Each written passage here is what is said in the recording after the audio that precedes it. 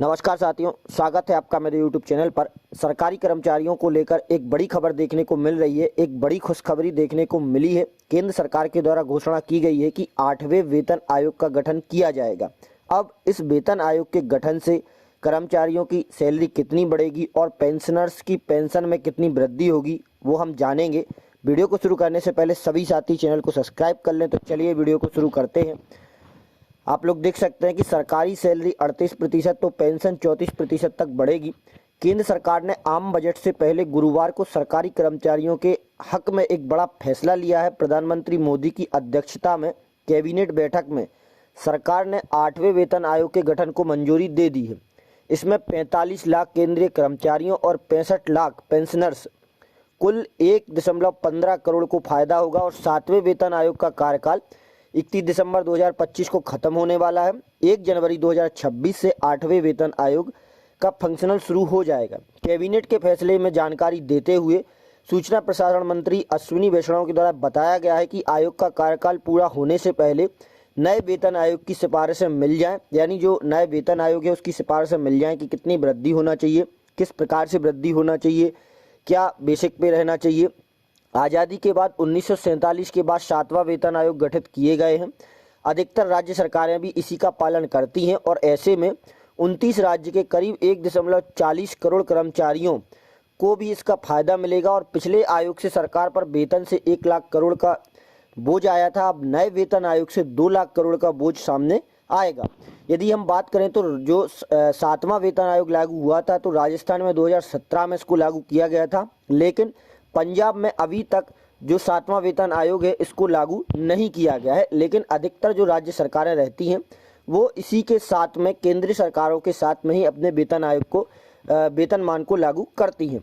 अब यदि हम बात करें तो वेतन में किस प्रकार की वृद्धि देखने को मिलेगी, तो न्यूनतम वेतन 18,000 से बढ़कर 46,000 और ग्रेच्युटी भी करीब 2.5 गुना तक बढ़ सकती है। उच्चतम वेतन में कितनी वृद्धि संभव, जैसे उच्चतम ग्रेड वाले कैटेगरी के जो ऑफिसर होते हैं, जो अधिकारी होते हैं, उनका मूल वेतन होता है 2.5 लाख रुपए। अब इनके वेतन में महंगाई भत्ता नहीं जुड़ता है, इसलिए इन्हें 2.57 के फिटमेंट फैक्टर के आधार पर वेतनमान बढ़कर 6.40 लाख रुपए हो जाएगा। अब बात आती है कि फिटमेंट फैक्टर क्या होता है, जो कि 2.57 के अनुसार बढ़ना है। तो फिटमेंट फैक्टर के अनुसार जो सरकारी कर्मचारी होते हैं उनकी सैलरी को बढ़ाया जाता है। यहाँ सीधा अर्थ होता है कि जो आपकी सैलरी है उसका 2.5 गुना हो जाती है, जो बेसिक पे रहता है। अब इसमें यदि हम बात करें तो ग्रेच्युटी पर क्या असर रहेगा, तो ग्रेच्युटी पे क्या रहेगा कि जो सीमा थी, अधिकतम सीमा 30 लाख रुपए है, अगर सरकार इसे नहीं बढ़ाती तो वह यथावत रहेगी और अन्य फायदे भी इसमें कर्मचारियों को मिलेंगे।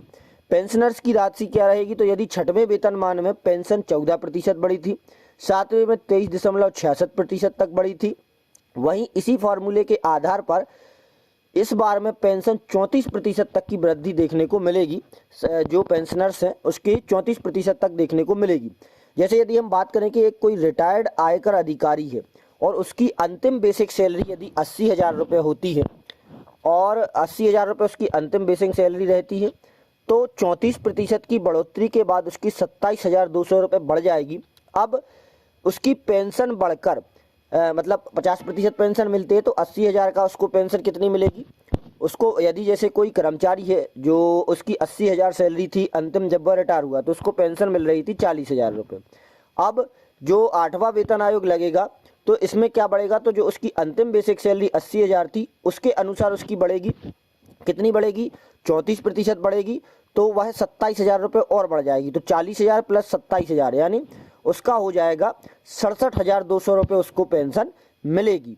अब यदि हम बात करें तो न्यूनतम वेतन, जो कि न्यूनतम वेतन बढ़ने का गणित क्या है, तो 7वें वेतनमान में किसी का न्यूनतम वेतन 18,000 है तो महंगाई भत्ता 53% मिलता है। तो 31 दिसंबर 2025 से पहले 2 बार और 3-3% महंगाई भत्ता बढ़ाया जाएगा, यानी कुल महंगाई भत्ता 59% हो जाएगा। इसे जोड़कर यदि हम बात करें तो वेतनमान लगने से पहले कुल वेतन 28,260 रुपये उसका हो जाएगा। 8वां वेतनमान लगने से पहले जो किसी कर्मचारी का जो बेसिक पे 18,000 है तो उसका मैं भत्ते लगाकर उसको 27-28,000 रुपये मिलेंगे, 28,620 रुपये। फिर उसके 8वें वेतनमान में क्या प्रभाव पड़ेगा, तो उसका होता है फिटमेंट फैक्टर 2.57 से लेकर 2.90 तक रह सकता है। तो इसके अनुसार उसका वेतन में बढ़ोतरी होगी। यदि हम गणना करें 2.57 के हिसाब से तो 18,000 से बढ़कर 46,260 हो जाएगा। जो फिटमेंट फैक्टर रहेगा यानी जो 2.57 गुना होगा जो वेतन, वो बेसिक पे का होगा, यानी 18,000 का 2.5 गुना हो जाएगा। तो यहाँ पर उसकी सैलरी कितनी हो जाएगी, 46,260 हो जाएगी, यानी न्यूनतम वेतन उसका 17,640 रुपये बढ़ जाएगा। 38.43% की उसके वेतन में वृद्धि देखने को मिलेगी। इसी प्रकार से ग्रेच्युटी भी रहेगी। और प्राइवेट वालों की यदि हम बात करें तो जब भी सरकारी कर्मचारियों के वेतन में बढ़ोतरी हुई है तो बराबर प्रतिशत वाले निजी क्षेत्रों में भी 5% से 8% वेतन बढ़ा है। और 7वें वेतन आयोग के बाद यह बदलाव देखने को मिला था। कई शहरी निजी कंपनियों ने अपने वेतन और सरकारी बेंचमार्क के हिसाब से बदला है। ग्रेच्युटी, पात्रता और लाभ सरकारी मानदंडों के अनुरूप रखे गए हैं। 7वें वेतन आयोग में अधिकतम सैलरी 80,000 से बढ़कर 2.5 लाख हो गई थी। ऐसा हुआ था 1947 में जो न्यूनतम सैलरी थी 55 रुपये थी, वह 15 लाख कर्मचारी थे उस समय। फिर 1959 में 80 रुपये न्यूनतम सैलरी, फिर 1973 में 185 रुपये, फिर 1986 में 750 रुपये, 1997 में 2550 रुपये, 2008 में 7,000 रुपये और 2016 में 18,000 रुपये। यानी जो न्यूनतम वेतन है जो 2016 में बढ़ा था, अब हमारा 2026 में बढ़ने को मिलेगा। लगभग 34% की वृद्धि हमें देखने को मिल सकती है। देश के 48.67 लाख सरकारी कर्मचारियों को मिली बड़ी सौगात, वेतन में होगी बेतहाशा वृद्धि, यानी वेतन में काफ़ी मात्रा में वृद्धि देखने को मिलेगी। 2017 में वेतन भी काफ़ी बढ़ा था, तो इसी प्रकार से अभी भी बढ़ेगा। आशा करता हूँ जानकारी पसंद आई होगी और वीडियो अच्छी लगी होगी। वीडियो अच्छी लगी हो तो लाइक करें, चैनल को सब्सक्राइब करें और सभी साथियों के साथ शेयर करें। धन्यवाद।